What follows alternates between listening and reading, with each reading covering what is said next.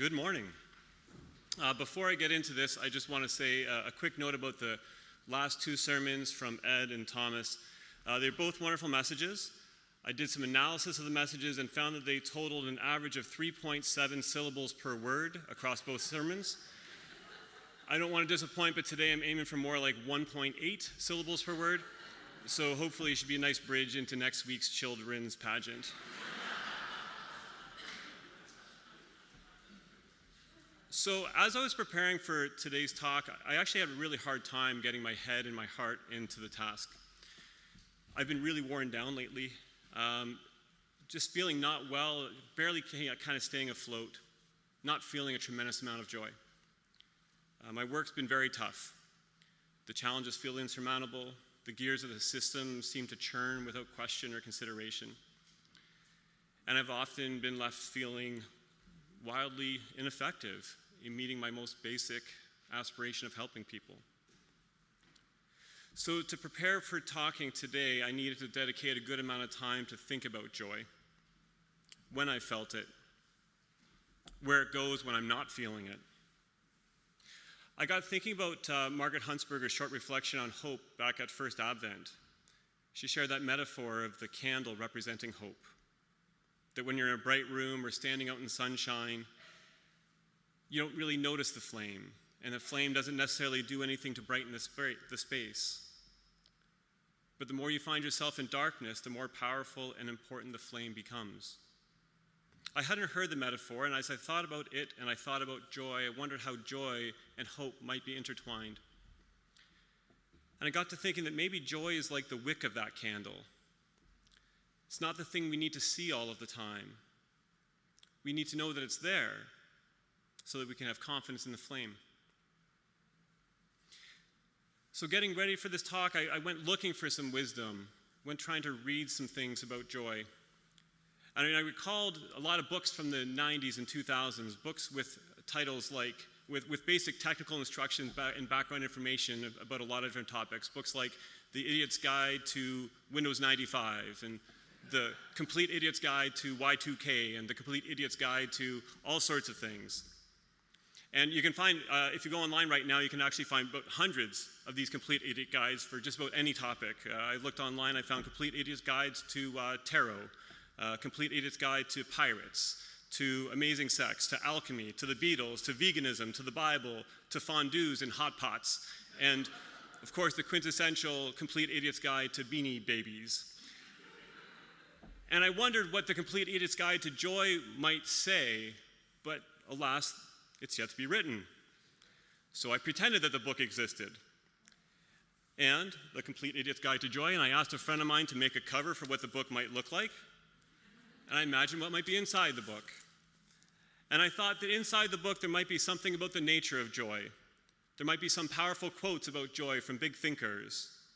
There might be something intertwining joy and sorrow. There might be something from Keanu Reeves.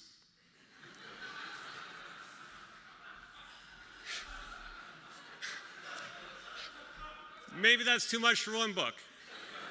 But let's see. Let's see what we've got. Here's the book. All right. On the Nature of Joy, from American musician will.i.am.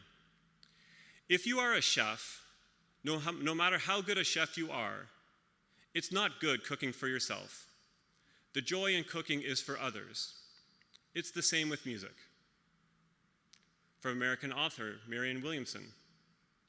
Joy is what happens to us when we allow ourselves to recognize how good things really are. Okay. On the section from famous big thinkers, Leonardo da Vinci said, "The noblest pleasure is the joy of understanding." Leo Tolstoy said, "Joy can only be real if people look upon their life as a service and have a definite object in life outside themselves and their personal happiness." Plato said, "Love is the joy of the good, the wonder of the wise, the amazement of the gods." And William Shakespeare wrote, "Things won are done. Joy's soul lies in the doing." From the section on Keanu Reeves and Mother Teresa. Keanu Reeves said, "It's always wonderful to get to know women with the mystery and the joy and the depth. If you can make a woman laugh, you're seeing the most beautiful thing on God's earth." And Mother Teresa had a different note. She said, "Joy is prayer. Joy is strength. Joy is love. Joy is a net of love by which you can catch souls." And on joy and sorrow, Austrian composer Franz Schubert said, "Nobody understands another's sorrow and nobody another's joy." And, perhaps my favorite, from their 1988 seminal hit, Joy and Pain, Rob Bass and DJ Easy Rock once said, "Joy, pump, pump, pump, pump it up, and pain, come on, here we go, like sunshine, what else, and rain. Oh yeah, here we go, joy, come on, here we go, and pain, pump, pump, pump, pump it up, like sunshine, yeah, and rain." Kick it to him, Rob Bass.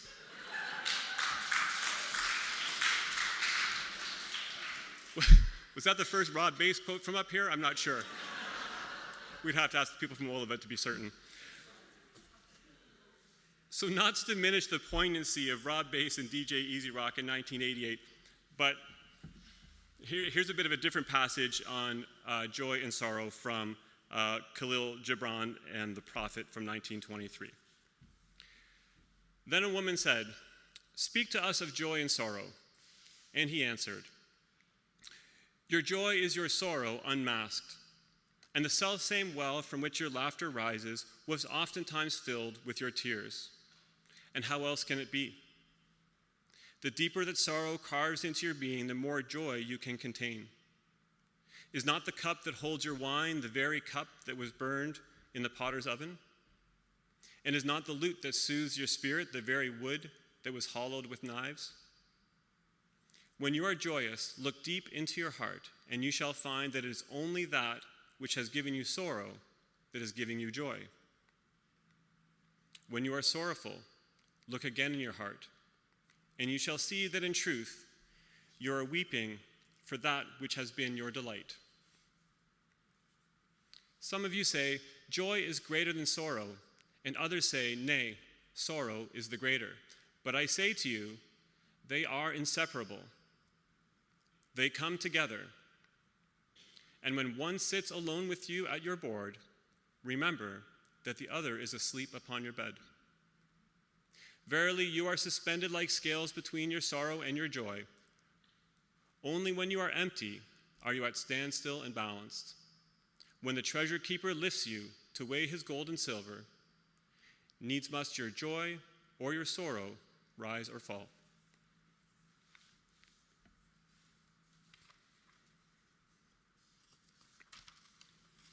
This interplay between joy and sorrow resonates in today's gospel readings with John the Baptist.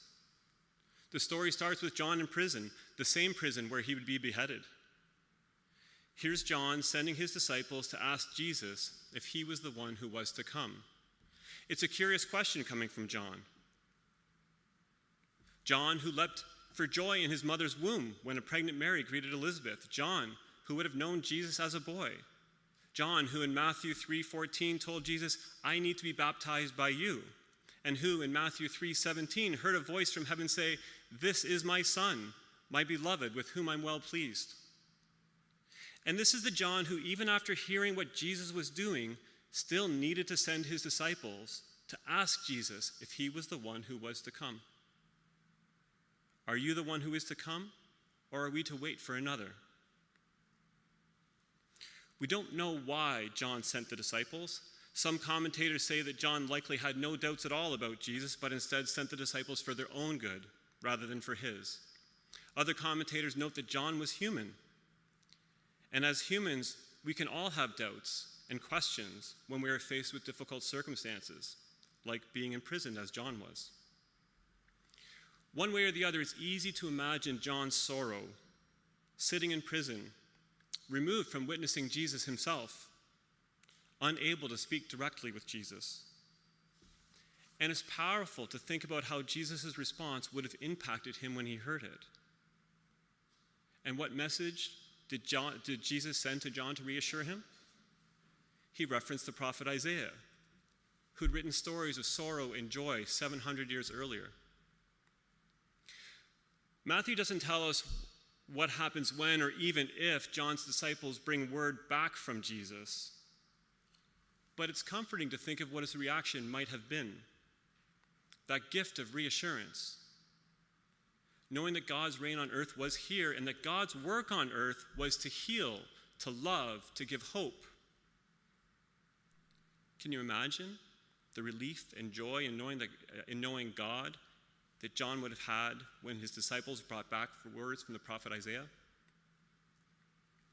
And if, in fact, John had questions and doubts while sitting there in prison, wouldn't it have felt as though his eyes were opened?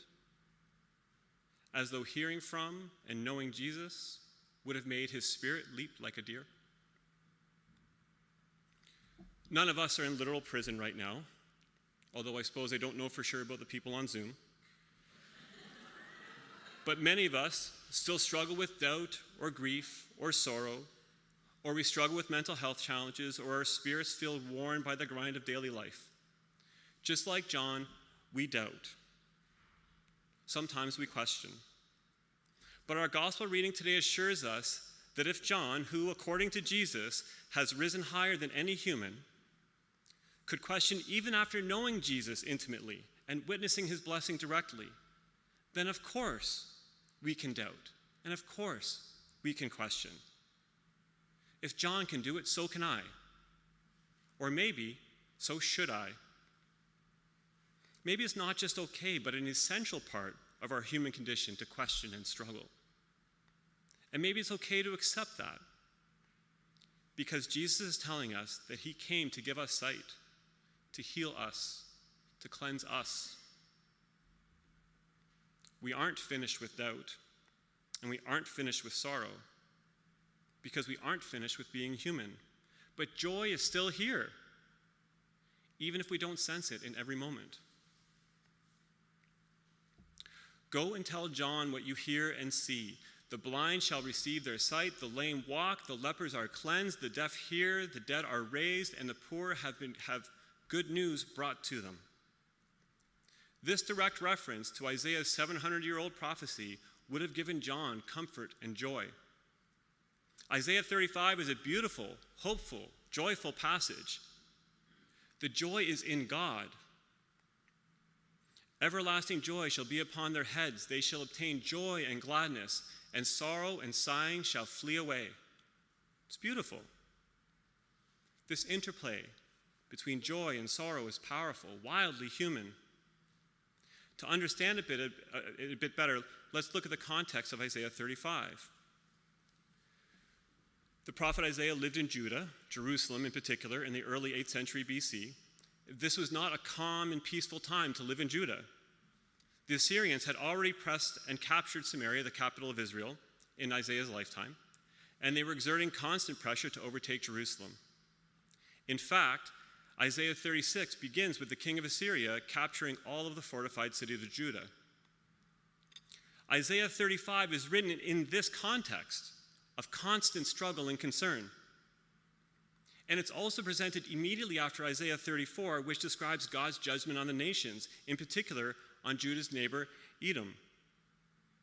In Isaiah 34, we can read a graphic account of Edom being turned into a wasteland.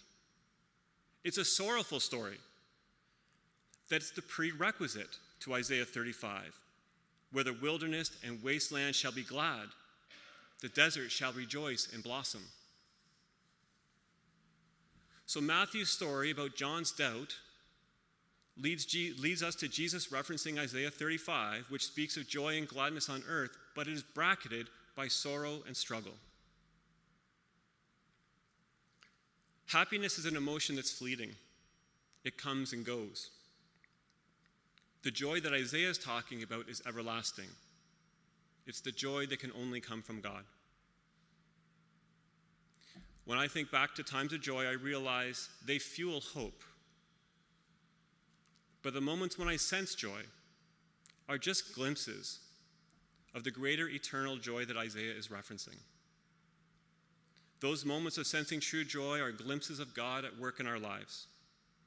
And as I've read more in the last couple weeks, I've come to like the idea that we can't find joy, that it can find us. All that we can do is walk a good path, speak and act and love and service as others as Jesus would ask.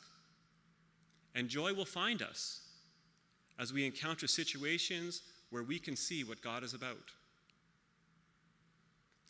In these last weeks before Christmas, as we prepare for the joy of believing that God is with us, we can still carry doubts, as John may have. We will still experience sorrow.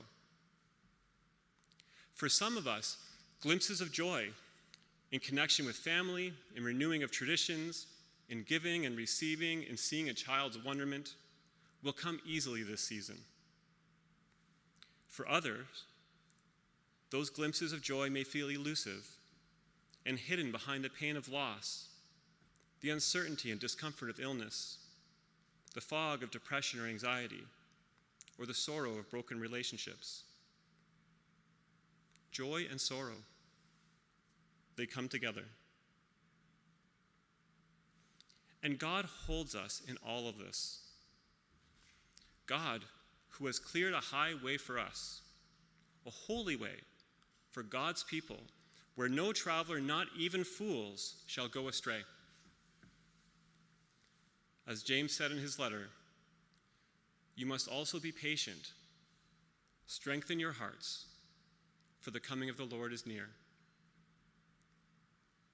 Do good. Work for others. Know that we may get a glimpse of true joy this season, but the joy of this season will only be a slice of the everlasting joy and gladness when sorrow and sighing shall flee away.